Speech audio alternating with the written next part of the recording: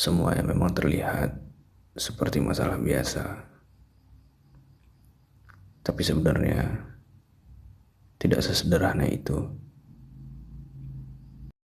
Masalah yang berulang belum tentu karena orangnya,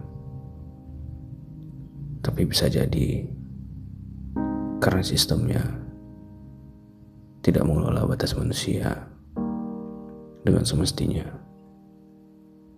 Ini so tahu. Kita coba lihat sampai ke akarnya. Gejala-gejala pada operasional logistik memang terlihat beragam. Ragam gejala tersebut sudah kita bahas pada video sebelumnya. Sekarang kita coba lihat lebih dalam. Apakah itu benar-benar kejadian yang berbeda? Atau sebenarnya satu pola yang sama? Kalau diperhatikan, ketidaksesuaian itu muncul di banyak titik.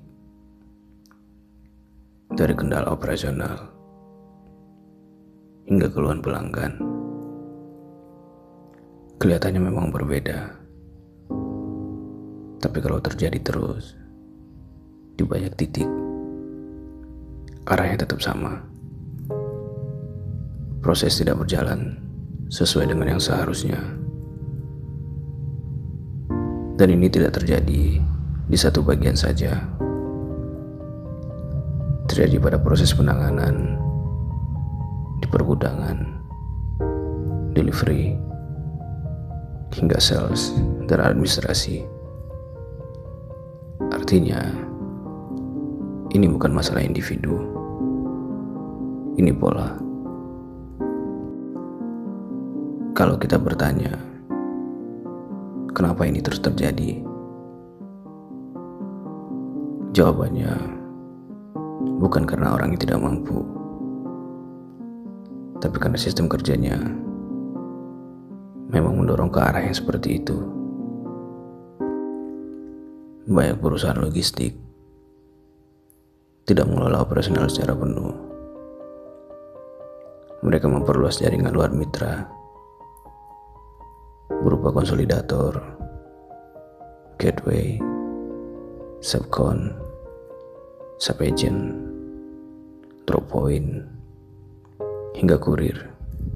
Tujuannya jelas, memperluas jangkauan secepat mungkin.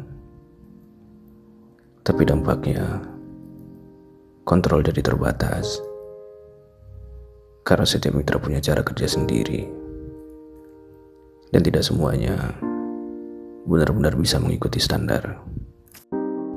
Untuk menekan biaya, SDM dibuat semini mungkin. Banyak peran dirangkap, upah juga ditekan,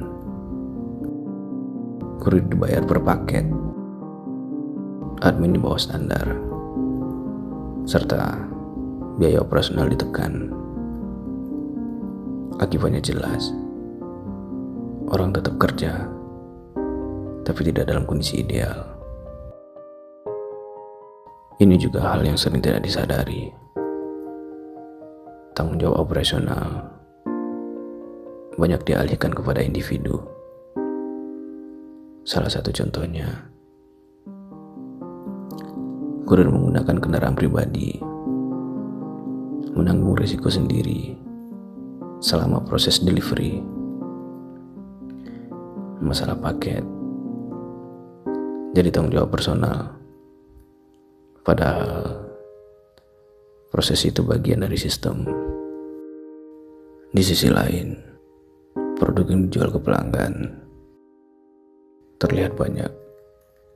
Ada layanan cepat, reguler, udara, dan darat.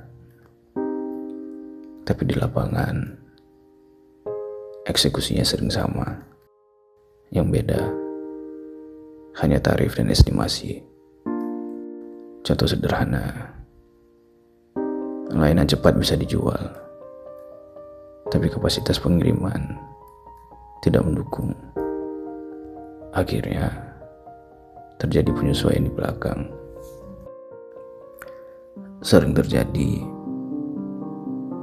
penjualan berjalan terus, tapi kapasitas seperti armada, allotment, hingga jadwal tidak ikut disesuaikan. Akibatnya terjadi penumpukan barang, pengiriman tertunda, bahkan ada yang tidak berjalan sesuai rencana. Kalau kita tarik level sistem, polanya mulai tampak lebih jelas. Banyak yang tidak benar-benar membangun sistem dari awal. Tidak jarang juga mereka mengikuti model yang sudah ada, tapi tidak disesuaikan dengan kondisi lapangan masing-masing. Aktivitas utama seperti penanganan, pengantaran barang ke alamat, keamanan barang, bahkan pengelolaan COD tidak sepenuhnya dikendalikan perusahaan. Banyak dilepas menjadi tanggung jawab mitra. Sumber daya manusia jadi faktor paling terdampak, mulai dari kelelahan, tekanan kerja, kecelakaan kerja, hingga tidak memiliki perlindungan yang jelas. Dalam jangka pendek memang masih aman untuk diabaikan, tapi dalam jangka panjang kualitas pasti turun. Di banyak tempat SOP tidak lengkap, atau ada tapi tidak dijalankan. Bahkan kontrak kerja tidak tertulis. Artinya standar itu ada di atas kertas, tapi tidak hidup di lapangan. Setiap bagian dalam sistem tidak benar-benar selaras. Sales menjual layanan, marketing membangun ekspektasi, operasional diminta untuk menyesuaikan, bahkan mitra menjalankan dengan kondisi masing-masing. Dan di situ mulai muncul jarak antara yang dijanjikan dan yang benar-benar terjadi. Akhirnya tidak ada satu arah yang benar-benar sama. Pertanyaan penting selanjutnya, kenapa kondisi seperti ini tetap terjadi?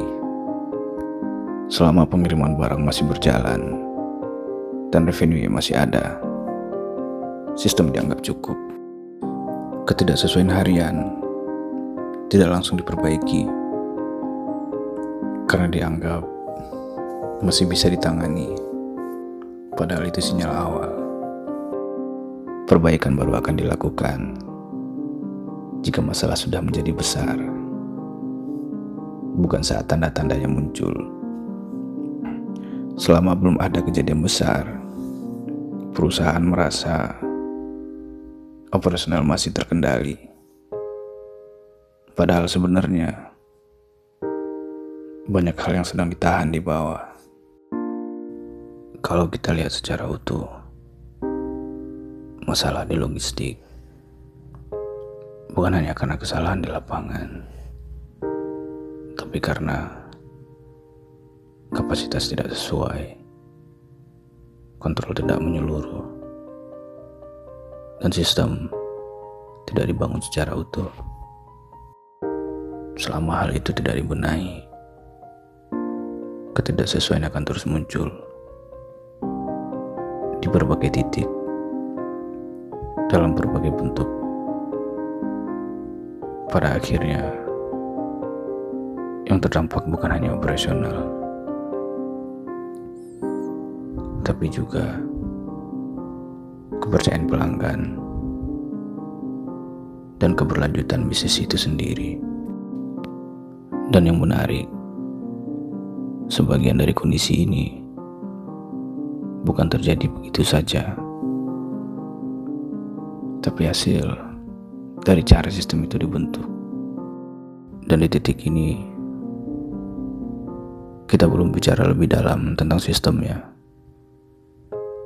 Karena kalau dibahas sekarang, akan jauh lebih kompleks. Mulai dari bagaimana modal bisnis dibangun, bagaimana tanggung jawab didistribusikan, hingga bagaimana risiko dikelola. Dan itu akan kita bahas di video selanjutnya. Karena kalau kita tidak pahami di level itu, kita akan terus melihat gejala yang sama tanpa benar-benar menyentuh penyebabnya. Salam, so tahu. Yang penting paham akarnya.